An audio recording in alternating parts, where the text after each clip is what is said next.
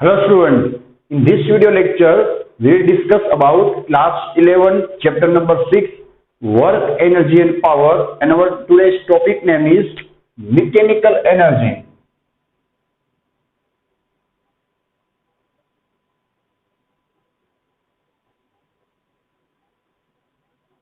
Mechanical energy and its conservation.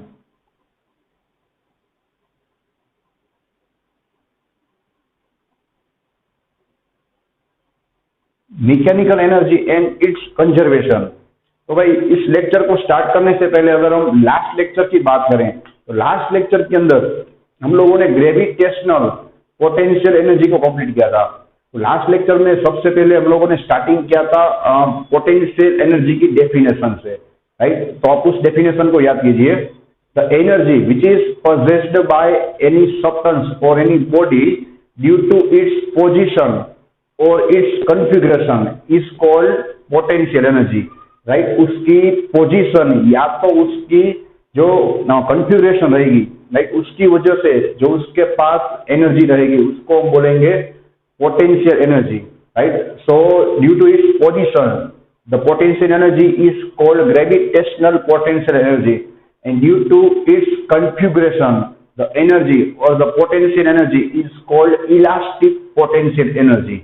So in last lecture we had completed gravitational potential energy, ठीक है।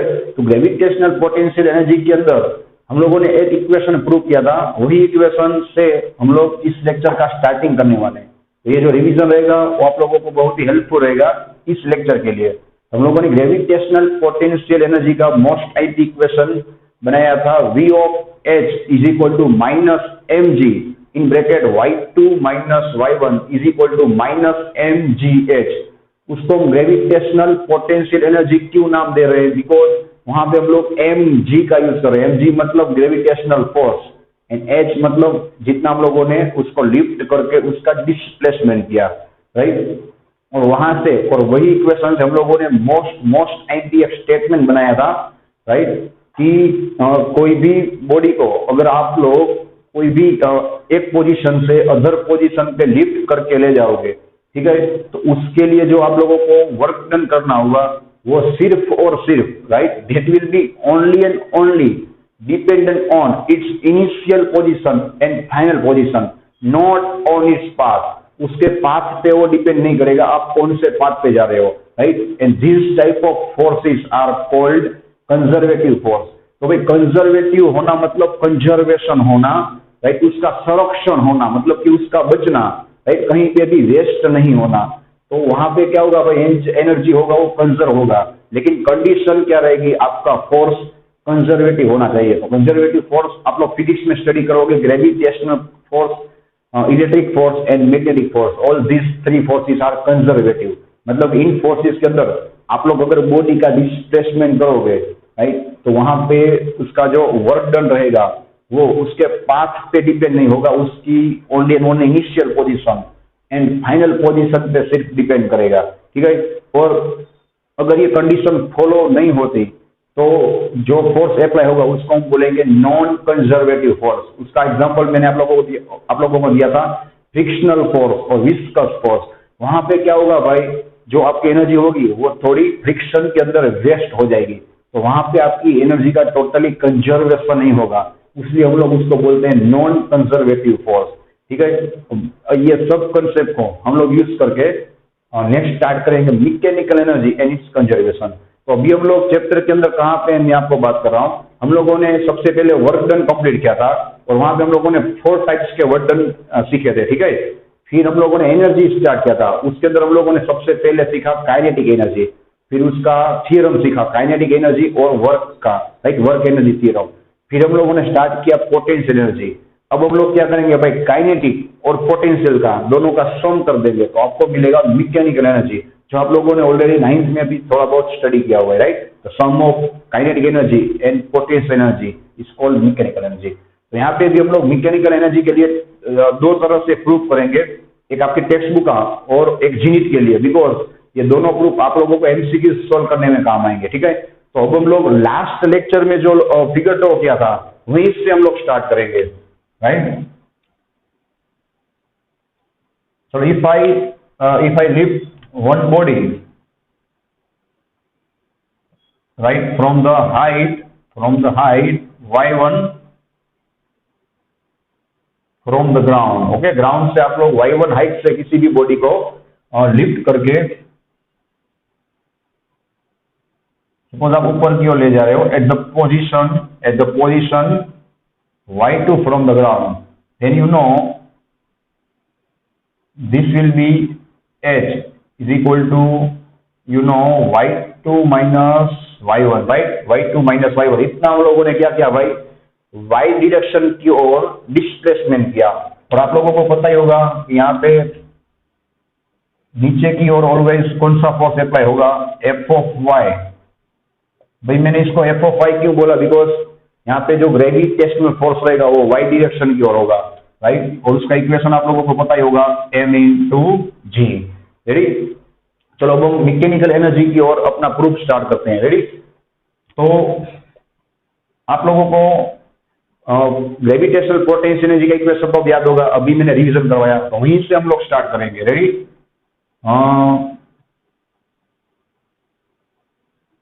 To lift the body from y1 height to y2 height, the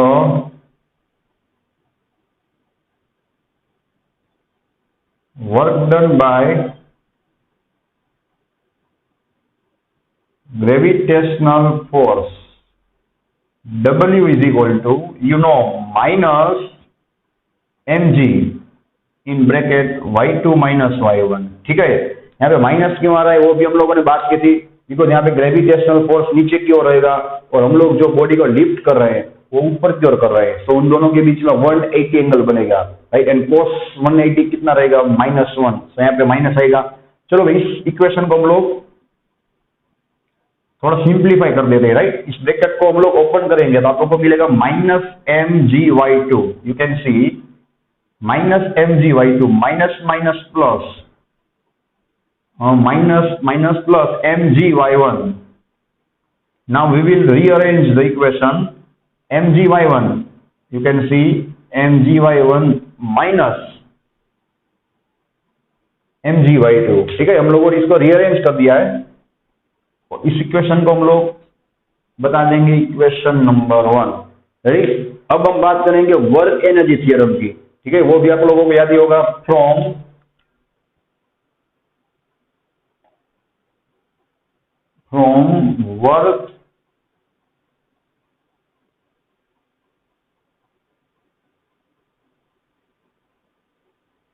work energy theorem, you know the equation W is equal to delta K. Ready? So you can write W is equal to, you already know, K2 minus K1. Okay, now K2 is the final kinetic energy. ठीक है, तो K2 हम किस position को बोलेंगे भाई, इस position को, और K1 कहाँ पे होगा, इस पोजीशन पे।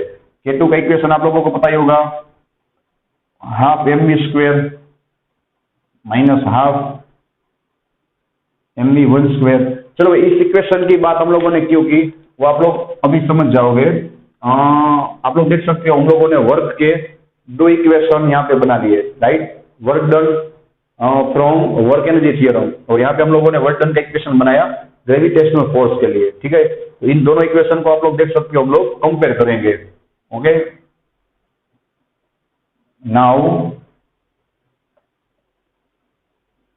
Compare equation 1 and 2, right. दोनों इक्वेशन आपके लिए वर्क के लिए हो गए, तो आप लोग इसको कंपेयर करोगे mgy1, you can see here mgy1 minus mgy2 is equal to half mv2² minus half mv1²। चलो भाई अब हम लोग ये जो माइनस वाला स्टेप रहेगा इसको लेफ्ट साइड लेंगे तो क्या हो जाएगा प्लस, और ये माइनस वाला स्टेप राइट साइड जाएगा तो हो जाएगा प्लस। तो आप लोगों को मिलेगा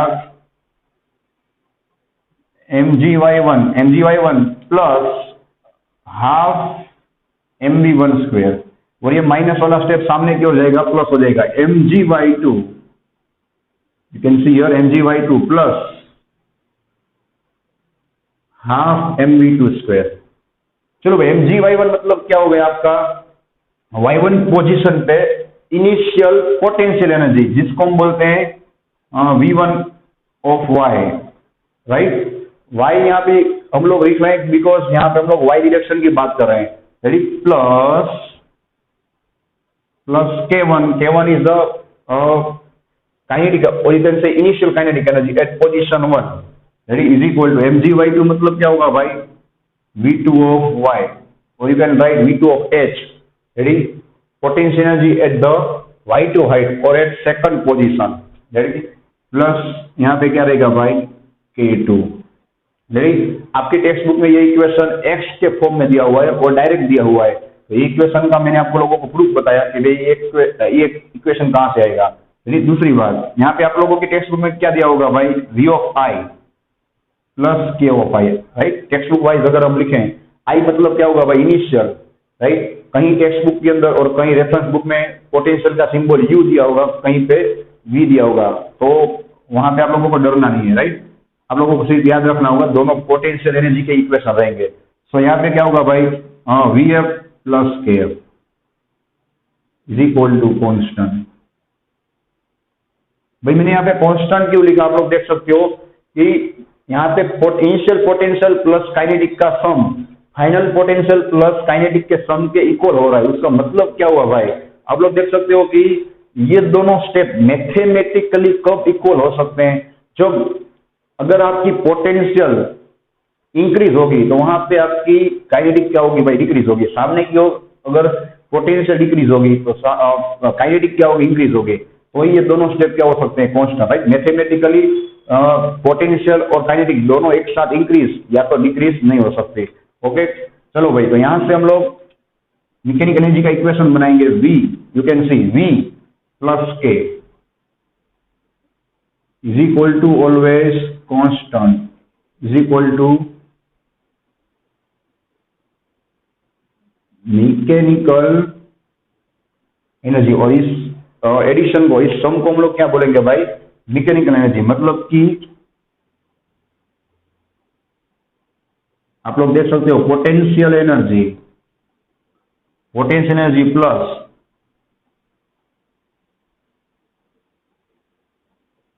kinetic energy is equal to mechanical energy. चलो भाई इसका डेफिनेशन क्या होगा जो हम लोगों ने 9th स्टैंडर्ड में भी स्टडी किया हुआ है, the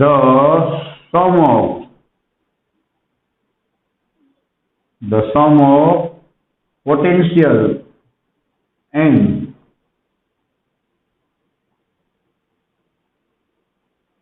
kinetic energy is called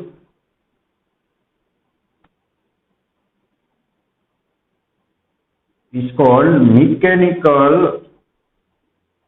energy, ठीक है। तो आप लोग सिंपल सी बात है, आप लोग कोई भी एग्जांपल ले सकते हो। अगर हम किसी भी बॉडी को फ्री फॉल करेंगे तो आप ही सोचिए स्टार्टिंग में इसकी पोटेंशियल क्या होगी, हाईएस्ट होगी, बिकॉज ये स्टेशनरी रहेगा।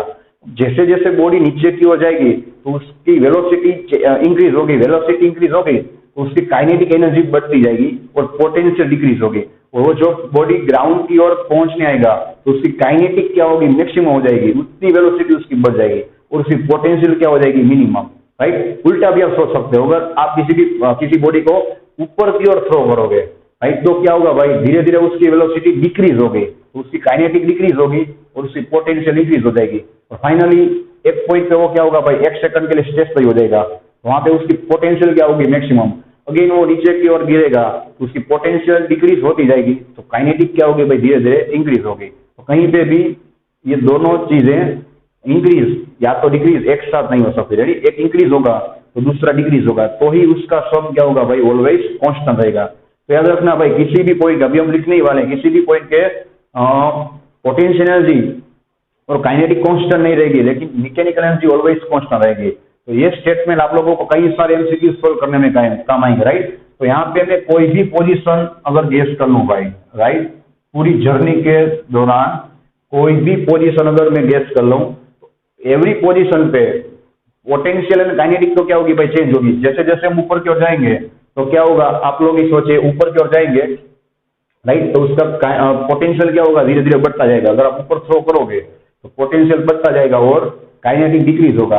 एवरी पॉइंट पे पोटेंशियल और काइनेटिक क्या होंगे भाई, चेंज होंगे, लेकिन एवरी पॉइंट पे उसकी टोटल मैकेनिकल एनर्जी क्या रहेगी, कांस्टेंट रहेगी, जो हम लोगों ने प्रूव किया। अब यही प्रूफ हम लोग दूसरी मेथड से भी करने वाले हैं। रेडी, चलो भाई, अब हम बात करते हैं इस सेम प्रूफ की, लेकिन अलग मेथड से, राइट। ये प्रूफ आपके टेक्स्ट बुक में दिया होगा, लेकिन हम लोग बहुत ही डिटेल में इसको लिखेंगे तो आपको वो इजी रहेगा। रेडी, चलो भाई, तो हम लोग स्टार्ट करेंगे।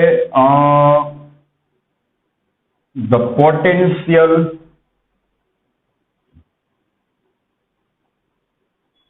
Potential energy for conservative force. Conservative force किसको बोलते हैं आप लोगों को पता होगा भाई, अभी हमने रिवीजन किया। वो सिर्फ और सिर्फ उसकी इनिशियल पोजीशन, फाइनल पोजीशन पे डिपेंड करेगा, उसके पाथ पे नहीं, और वहां पे कोई भी एनर्जी का बीच में लॉस नहीं होगा। Ready, so for conservative force you know the equation V of H, और यहाँ पे अगर हम डेल्टा V ऑफ H की बात करें, भाई डेल्टा V ऑफ Y लिखेंगे। आपकी टेक्स्ट बुक में यहाँ पे X दिया होगा, हम लोग Y की बात क्यों कर रहे हैं, because we are discussing in Y direction. Ready, हम लोगों ने जो केस लिया हुआ है वो Y डायरेक्शन में रहेगा, ठीक है। तो चलो भाई, delta V of Y is equal to, आप लोगों को इक्वेशन पता ही होगा, पोटेंशियल एनर्जी का इक्वेशन क्या होगा, माइनस mgh। रेडी, यहाँ पे आप लोग देख सकते हो भाई, माइनस mg मतलब कितना होगा, देख लो, mg मतलब f of y, gravitational force, minus f of y into, चलो भाई, h मतलब कितना होगा, you can see y2 minus y1, so you can right minus f of y into delta y। Ready, delta v of y। चलो भाई, delta यहाँ पे क्यों रहेगा, बिकॉज आप लोग देख सकते हो y1 पोजीशन पे जो इसकी पोटेंशियल होगी और y2 पे जो पोटेंशियल होगी, वो दोनों क्या होंगी भाई, चेंज, रेडी, अलग होगी। तो डेल्टा का मतलब क्या होगा, आप लोग फाइनल पोटेंशियल एनर्जी में से इनिशियल पोटेंशियल एनर्जी को माइनस कर दोगे। रेडी, तो चलो भाई, ये इक्वेशन आपका बन गया इक्वेशन नंबर 1, राइट। यहाँ पे हम लोगों ने बात की पोटेंशियल एनर्जी की। अब हम लोग बात करेंगे work energy theorem again. Ready, from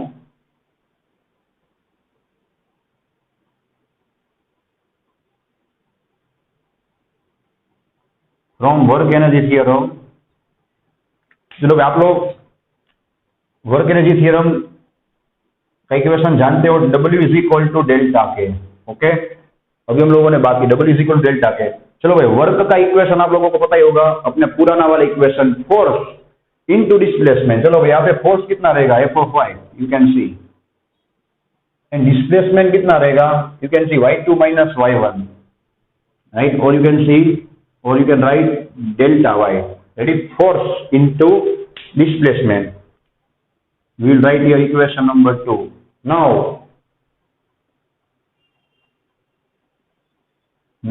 take equation 1 plus equation 2. चलो भाई, equation 1 और equation 2 का आप लोगों को एडिशन करना होगा, तो आप लोगों को मिलेगा डेल्टा v of y, और you can say only delta v. You can see here delta v plus delta के। रेडी, इक्वेशन 1 और इक्वेशन 2 का हम लोग एडिशन करेंगे। यहाँ पे क्या होगा, minus f of y into delta y plus f of y into delta y।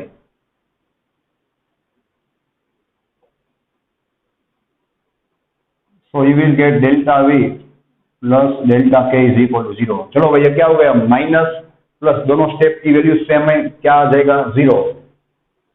चलो भाई, डेल्टा को हम लोग कॉमन निकाल लें तो आप लोगों को मिलेगा v प्लस के इज इक्वल टू 0। अब खास ध्यान रखना भाई, यहाँ पे आप लोग क्लियर देख सकते हो, राइट, जो यहाँ पे दिख रहा है वही आप लोगों को लिखना होगा, the sum of potential energy and kinetic energy, right, the difference of sum of potential and kinetic energy is 0, right. इन दोनों का डिफरेंस क्या है, ध्यान रखना, 0 है, right. Here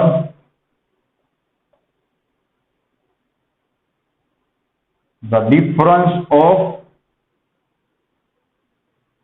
the sum of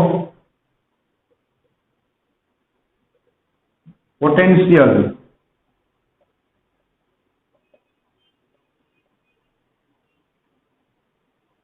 and kinetic energy is 0।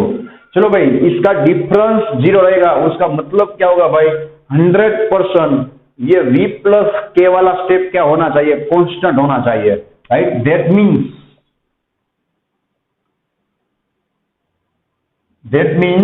V plus के is equal to constant. क्यों भाई, तो कोई भी एग्जांपल आप लोग देख सकते हो।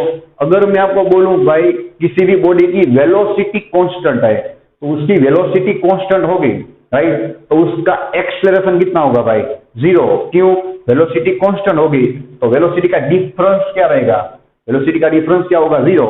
और वेलोसिटी का डिफरेंस मतलब क्या होता है, एक्सेलरेशन, एक्सेलरेशन भी क्या होगा, 0 होगा। तो V प्लस के का डिफरेंस 0 है, उसका मतलब कि V प्लस के क्या होना चाहिए, कांस्टेंट होना चाहिए, तो ही उसका डिफरेंस क्या रहेगा भाई, 0 रहेगा। मैं अगर आपको बोलूं भाई आपका वेट है अभी क्या रहेगा, कांस्टेंट, 1 घंटे बाद भी आपका वेट तो सेम ही रहने वाला है, तो मैं आपको बोलूं आपके वेट का डिफरेंस क्या रहेगा आज के लिए, आप लोग बोलोगे 0, बिकॉज आज के लिए, और या तो 1-2 आवर के लिए आप लोग बोलो तो अपना वेट क्या रहेगा भाई, कांस्टेंट, तो उसका डिफरेंस ऑटोमेटिक क्या हो जाएगा, 0। तो उसका डिफरेंस 0 हुआ, उसका मतलब ये दोनों का सम 100% क्या होना चाहिए, कांस्टेंट, तो ही उसका डिफरेंस 0 हो सकता है। तो सेम प्रूफ आ गया आपके लिए, राइट। यहाँ पे आप लोग फिर से लिख सकते हो, V प्लस के मतलब क्या होगा भाई, आप लोगों को पता ही होगा, मैकेनिकल एनर्जी। रेडी, तो नेक्स्ट हम बात करें, मैंने आपको बताया था कि भी at every position V and K, right, is varying, but mechanical energy is constant, right? At any point V and K may vary, but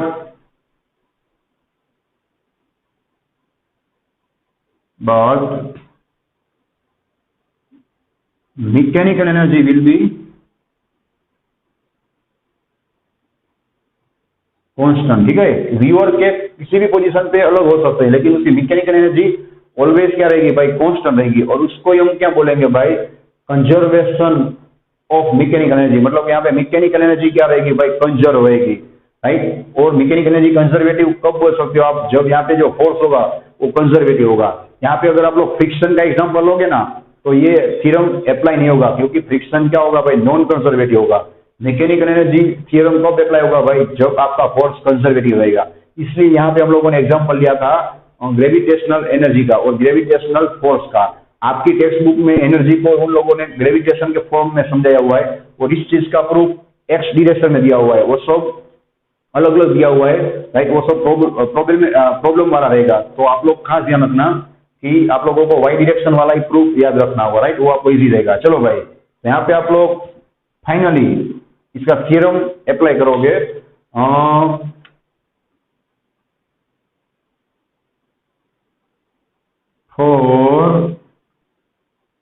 for conservative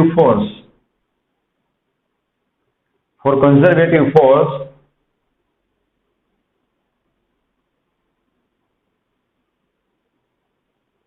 mechanical energy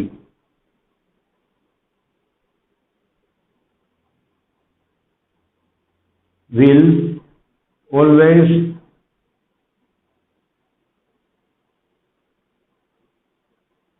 conserve, or you can say always constant, right। for conservative force, भाई condition क्या रहेगी, for conservative force always mechanical energy will be conserve और constant। Conserve होना मतलब भाई कहीं पे भी लॉस नहीं होगी, right. now this is called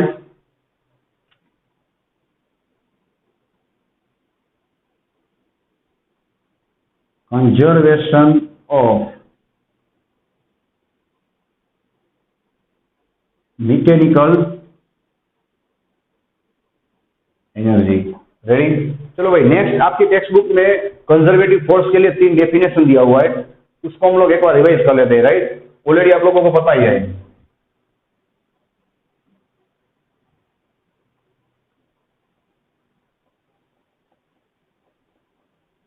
3 definitions for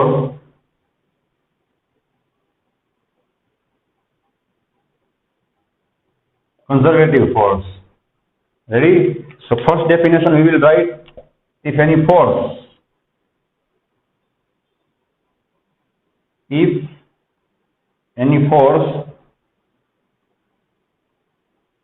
follows the equation V of H is equal to minus F into H. Ready? चलो ये इक्वेशन आप लोगों को पता ही है, पोटेंशियल एनर्जी का इक्वेशन है, U of H is equal to minus mgh और you can say minus F into H। तो ये इक्वेशन आप लोग कब फॉलो कर सकते हो? जब आपका फोर्स क्या रहेगा भाई? कंजर्वेटिव रहेगा, राइट।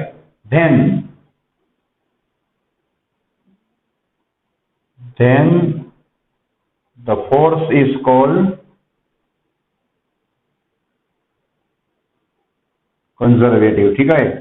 नॉन कंजर्वेटिव फोर्स के लिए आप लोग ये इक्वेशन अप्लाई नहीं कर सकते। सेकंड कंजर्वेटिव फोर्स का डेफिनेशन रहेगा,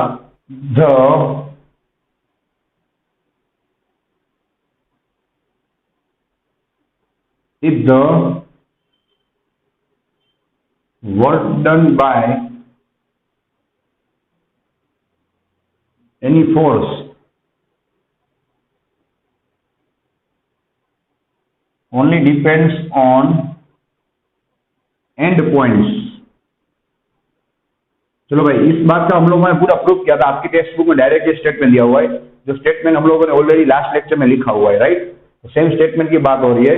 अगर कोई फोर्स के दौरान और अगर कोई फोर्स की वजह से वर्क डन हो रहा है और वो work done only and only end points पे डिपेंड हो रहा है, देन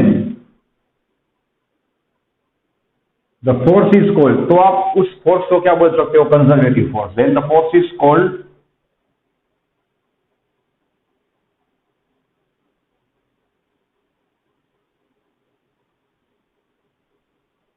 ठीक है। अगर किसी फोर्स की वजह से आपका वर्क डन हो रहा है और वो work done only and only उसके एंड पॉइंट्स पे डिपेंड हो रहा है, तो उस फोर्स को आप लोग कंजर्वेटिव फोर्स बोल सकते हो। अगर फ्रिक्शन की वजह से वर्क डन होगा तो वहां पे आपका वर्क डन एंड पॉइंट्स पे सिर्फ डिपेंड नहीं करेगा, उससे उसके पाथ पे भी करेगा, तो उस फोर्स को आप लोग कंजर्वेटिव फोर्स नहीं बोल सकते। Right. And last definition,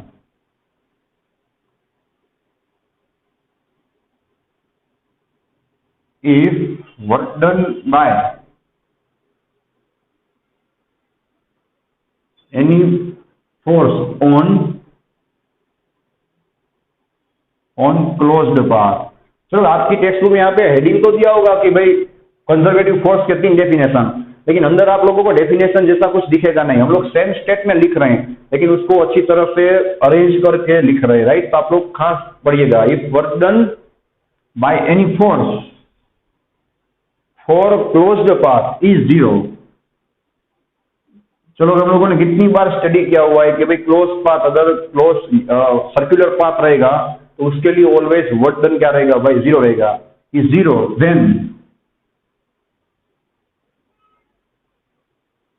then the force is called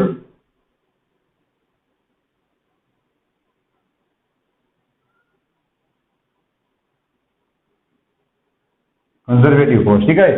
तो सिंपल सी बात है भाई, हम लोगों ने जो एग्जांपल लिया था, राइट, सन के अराउंड अर्थ मूव कर रही है, तो सन की वजह से जो अर्थ पे ग्रेविटेशनल फोर्स रहेगा वो क्या होगा? कंजर्वेटिव होगा, बिकॉज वहां पे जो वर्क डन होगा भाई ग्रेविटेशनल फोर्स की वजह से वो ऑलवेज क्या होगा? 0 होगा। Then the force is called conservative force, ठीक है। चलो भाई, अब हम लास्ट बात करते हैं। अगर किसी भी बॉल को आप लोग फ्रीली फोल्ड करोगे तो उसके लिए potential energy, kinetic energy and mechanical energy अलग अलग 3 पॉइंट पे कितना होगा, मतलब कि ग्राउंड पे कितना होगा, बीच में कितना होगा और टॉप पे कितना होगा, राइट, उसकी हम बात करेंगे। चलो भाई, तो अभी हम लोगों ने जो पढ़ा उसको हम लोग अब अप्लाई करेंगे और स्मार्ट चार्ट ड्रॉ करके, राइट। तो आपको सबसे इजी ये टॉपिक लगेगा अगर आप लोग इस स्मार्ट चार्ट को पढ़ेंगे या तो उसको याद रखेंगे, राइट। टेक्स्ट बुक में सेम चीज दी होगी लेकिन वो सब आपको समझ में नहीं आएगा, राइट। इसको हम इजी करके स्मार्ट चार्ट बना के इस टॉपिक को स्टडी करेंगे। सो हम बात स्टार्ट करते हैं freely falling body, right. Here we will take the example of freely falling body. चलो भाई, ये बॉडी सपोज ग्राउंड से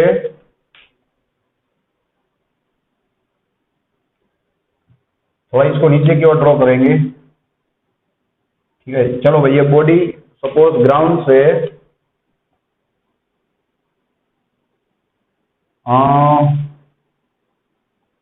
कैपिटल H हाइट पे है, right. Capital H height. Keep in mind that you are taking all the heights, all the measurements from ground level. Ready? From ground. If the suppose the body is at the height H from the ground. Ready?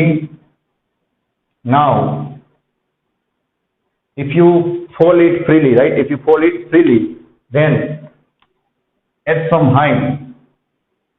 चलो बीच में कोई भी height हम लोग ले सकते हैं, right, जिसको हम बोलेंगे small H. This height is also taken from the ground, okay.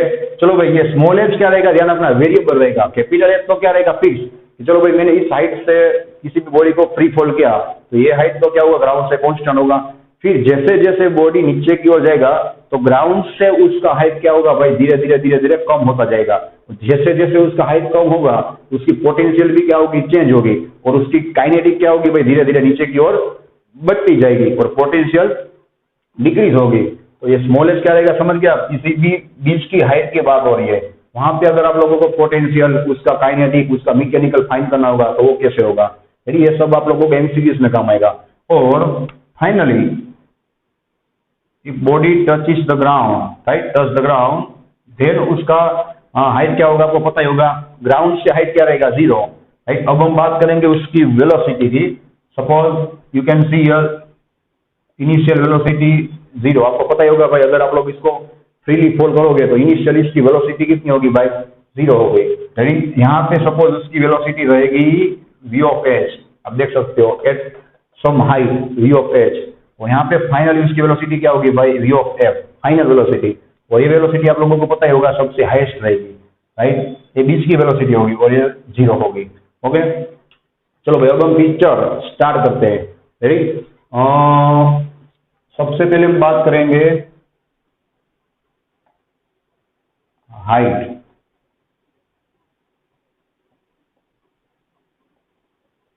Then potential energy. चलो भाई, पोटेंशियल एनर्जी का इक्वेशन क्या होगा, mgh, राइट। हम लोग बहुत ही प्लानिंग से, लॉजिक से ये चार्ट ड्रॉ करेंगे। चलो भाई, अगर आपके पास हाइट होगा आप लोगों को mgh पोटेंशियल मिल जाएगा। सेम अगर आपके पास वेलोसिटी होगा, राइट, तो आपको इजीली हाफ mv², मतलब कि काइनेटिक एनर्जी मिल जाएगा इजीली, रेडी।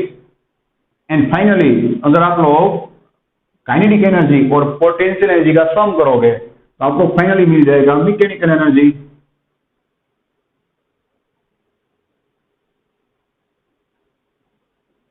ठीक है, और मैकेनिकल एनर्जी का अपने चैप्टर में हम लोग सिंबल लिखेंगे capital E, right. Mechanical energy means capital E।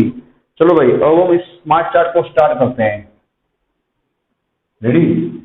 खास ध्यान रखना भाई, जितनी हाइट की हम लोग बात कर रहे हैं वहीं पे मैं सब चीजें लिखने वाला हूं, ठीक है, आप देखते जाना। चलो भाई, फर्स्ट इनिशियल केस की हम बात करें तो वहां पे कितना हाइट रहेगा, वहां पे कैपिटल H हाइट रहेगा। तो आप लोगों को ध्यान रखना होगा भाई, मैं इस पोजीशन की बात कर रहा हूं, देखो capital H, right, from ground. चलो भाई, अगर ये चीज पूरे की पूरी हाइट पे रहेगी कैपिटल H पे, तो उसकी पोटेंशियल क्या रहेगी भाई, मैक्सिमम रहेगी ना, mg कैपिटल एच, ठीक है, एम जी कैपिटल एच। चलो भाई, उसकी वेलोसिटी आप लोग क्लियर देख सकते हो, एट इनिशियल पोजीशन उसकी वेलोसिटी क्या होगी, 0। अभी हम लोगों ने फ्रीली फॉल नहीं किया हुआ है तो उसकी वेलोसिटी 0 रहेगी। तो यहाँ पे अगर आप 0 अप्लाई करोगे तो उसकी काइनेटिक एनर्जी भी क्या हो जाएगी भाई, 0 हो जाएगी। आप लोग प्रैक्टिकली भी देख सकते हो और इक्वेशन वाइज भी देख सकते हो। अब मैकेनिक एनर्जी मतलब क्या होगा भाई, दोनों का सम। खास ध्यान रखना भाई, mgh प्लस 0, ठीक है, mgh प्लस 0 is equal to mechanical energy. तो स्टार्टिंग में मैकेनिकल एनर्जी कितनी रहेगी भाई, पूरे की पूरी उसकी पोटेंशियल एनर्जी जितनी, राइट। ये हो गया आपका एक एमसीक्यू। अब क्या ध्यान रखना भाई, हम लोग बात करेंगे बीच के कोई पोजीशन की। चलो भाई, बीच की कोई पोजीशन में अगर उसकी हाइट रहेगी ग्राउंड से स्मॉल एच, ठीक है, ग्राउंड से स्मॉल एच। चलो भाई, उस पोजीशन पे उसकी पोटेंशियल कितनी रहेगी भाई, M G small H, right. जैसे जैसे हाइट कम होती जाएगी उसकी पोटेंशियल भी डिक्रीज होगी और उसकी काइनेटिक बढ़ती जाएगी। चलो भाई, वहां पे सपोज उसकी वेलोसिटी रहेगी वी ऑफ एच, तो उसकी वहां पे काइनेटिक कितनी होगी भाई, half M V H square. वहां पे आप लोगों को सिर्फ वी एच अप्लाई करना होगा। अब मैकेनिकल कितनी रहेगी, पोटेंशियल और काइनेटिक का एडिशन कितना होगा, देखो आप, M G H plus half M V H square, right. और अब हम बात करेंगे फाइनल पोजीशन की। यहाँ पे आप लोग देख सकते हो फाइनल पोजीशन पे भाई हाइट कितनी हो जाएगी, 0। ग्राउंड से हाइट कितनी हो जाएगी, 0। तो ग्राउंड पे पहुंचते पहुंचते उसकी पोटेंशियल क्या हो जाएगी भाई, 0।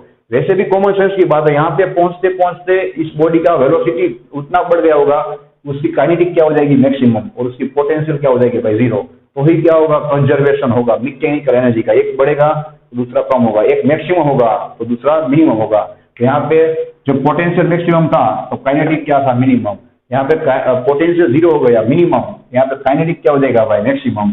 चलो भाई, फाइनल पोजीशन पे उसकी वेलोसिटी कितनी रहेगी, वीएफ। तो आप लोगों को उसका काइनेटिक कितना मिलेगा भाई, half M V F square, ठीक है।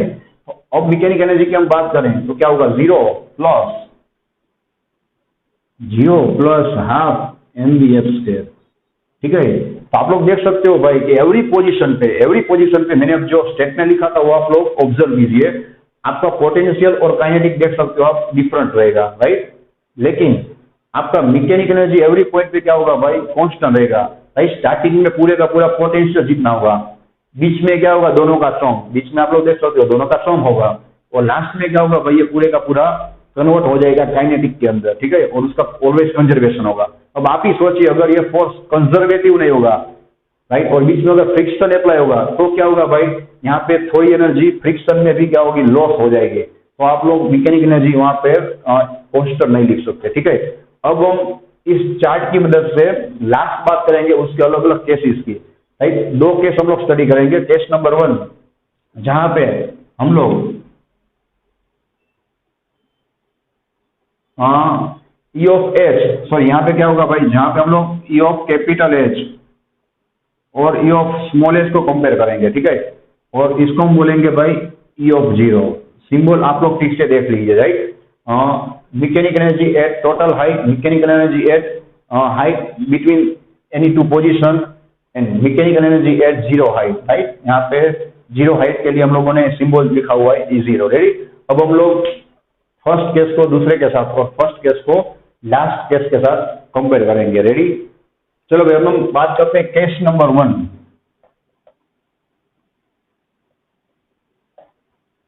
आप लोगों को यहाँ पे लिखना होगा फ्रॉम द लॉ ऑफ और from the mechanical energy conservation law, right. We can write that at every point और at any point the mechanical energy will be always constant. तो आप लोग E H is equal to E small H is equal to E0 कहीं पे भी लिख सकते हैं, राइट। तो फर्स्ट केस की हम बात करें, हम लोग लिखेंगे E of capital H is equal to E of small H. चलो भाई, ई ऑफ कैपिटल एच का इक्वेशन क्या रहेगा, M G capital H is equal to E of small H का इक्वेशन खास ध्यान रखना, M G small H plus half M V S square, half M V O S square. चलो भाई, यहाँ पे आप लोग देख सकते हो कि लेफ्ट साइड और राइट साइड एम क्या हो जाएगा, कट।